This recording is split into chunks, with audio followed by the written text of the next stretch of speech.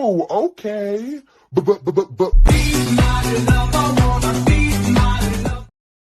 Szóval sziasztok, üdvözöllek a Horse csatornán.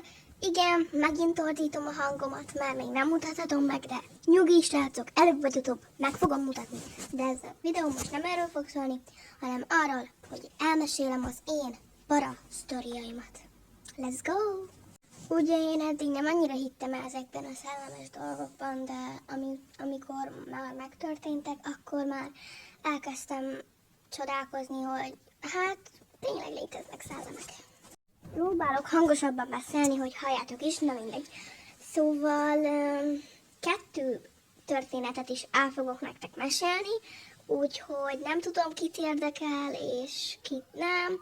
Aki akar, nyugodtan nézem meg. Nem gyártok nagyon jó videókat, de hát sorry, majd belejövök csak egyszer, szóval let's go! Meséljük is el az én paranormális történeteimet. Jó borzongást! Nos, az én sztorim. Amikor még régebben a mamám meghalt, akkor én ilyen 5-6, max. 7 éves lehettem.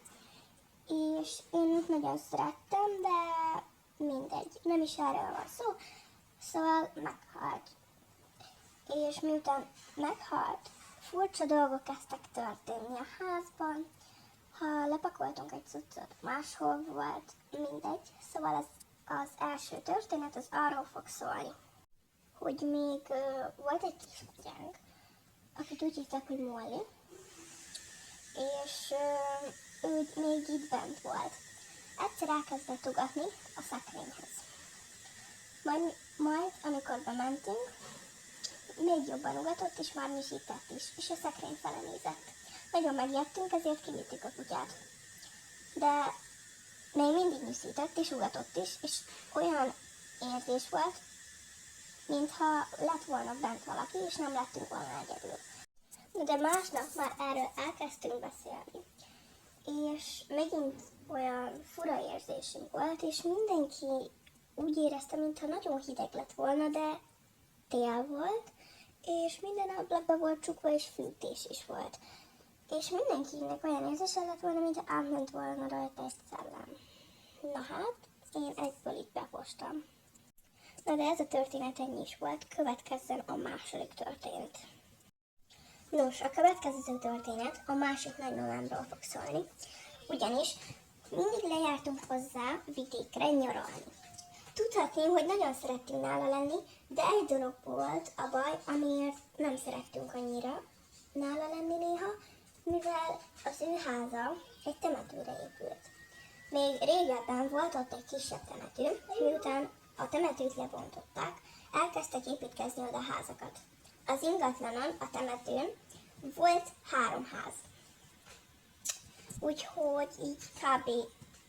A nagymamámnak a temető közepén lakott. Volt egy szoba, amit mi szellemszobának szoktunk nevezni, mivel ott volt az egyik sírnak a helye, és az pont az a szoba volt, ahol nagymamám aludt. Mindig oda kellett menni lefeküdni, és mi ott nem szerettünk aludni, ezért mindig kint aludtunk a nappaliba a kanapéján. Azért nem szerettünk ott lenni, mert ott mindig fura hangokat, és mindig mucorgásokat hallunk. Vagy az ágy alatt, a szekrénybe, vagy az ablaknál. És mindig féltünk ott lenni, mindig egy ilyen nyomasztó érzés volt az unokatesóimmal. 3 voltunk unokatesók. Én, a fiú unokatesom és a lány unokatesom. Mind a 3-an egy idősek voltunk. Az egyik éjszaka elhatároztuk, hogy megnézzük, hogy mi áll az a rejtély mögött, hogy mindig fura hangokat hallunk. Nos, amikor nagymamánk elaludt, zseblámpával bevilágítottunk a szobába, de nem láttunk semmit. Majd egyszer csak a hideg kirázta az egyik unokatesomat, és mondta, menjünk vissza aludni. Mi nem tudtuk, miről beszél, és kiröhögtük. Tovább kutakodtunk, megnéztük a függöny mögött, a tévé mögött, az ágy alatt, a szekrénybe, de nem találtunk semmit. Az unokatesom győzködött, hogy kérlek, menjünk vissza aludni, mert nem vagyunk egyedül. Mi erre megmondtuk. Hát persze, hogy nem vagyunk egyedül. mivel ott alszik a nagymamánk is, és így már 4-en vagyunk. De egyszer csak a másik unokatesóm is oda nézett a szekrényhez, és mondta, tényleg nem vagyunk egyedül, most menjünk visszaaludni. Mire én is kiröhögtem mind a kettőjüket. Majd én is oda néztem a szekrényhez, és megláttam, amit ők is. Mi sikítva elrohantunk, mire nagymamám felébredt, és megkérdezte, mit csináltok ti ilyenkor? Mire a 2 unokatesom rávágta. Nagymama, szellemet láttunk a szekrényednél. Erre a nagyi röhögve válaszolt. Hát persze, mert a házam egy temetőre épült. Mi 3-an lesápadtunk, és inkább visszamentünk aludni, mivel mi nem tudtuk, hogy egy temetőre épült a ház.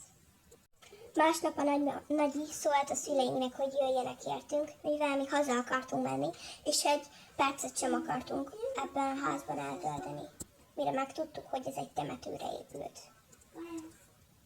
Persze ezt a titkot a szüleink is tudták, hogy egy temetőre épült a ház, csak nekünk nem akarták elmondani, hogy tudjunk itt lenni a nagyinál. Azóta is, ha kimondják azt, hogy nagyihoz mentek, mi egyből rávágjuk. Maradjunk csak itthon, nem akarunk nyaralni, elég volt a nyaralásból. És abból is, hogy átmenjünk a nagyhoz. Szerettük a nagyit, de azt nem szerettük, hogy a ház egy temetőre épült. Számtalanszor kérdeztük, Nagyi, miért nem akarsz onnan elköltözni? Mire a nagyin rávágja. Én nem látok semmit. És mindig feltesszük ezt a kérdést az unokatesóimmal, hogy de ha a nagymama egy temetőn lakik, akkor miért nem hall hangokat és lát szellemeket? Ezt a kérdést még mai napig kérdezzük magunktól. Na de ennyi is lett volna ezzel a videó, ha tetszett, nyomjatok egy lájkot, iratkozzatok fel, és kommentbe írjátok meg, hogy nektek mi az ijesztő sztoritok, és azt videóba felolvasom. Szóval várom az ijesztő kommenteket. Sziasztok!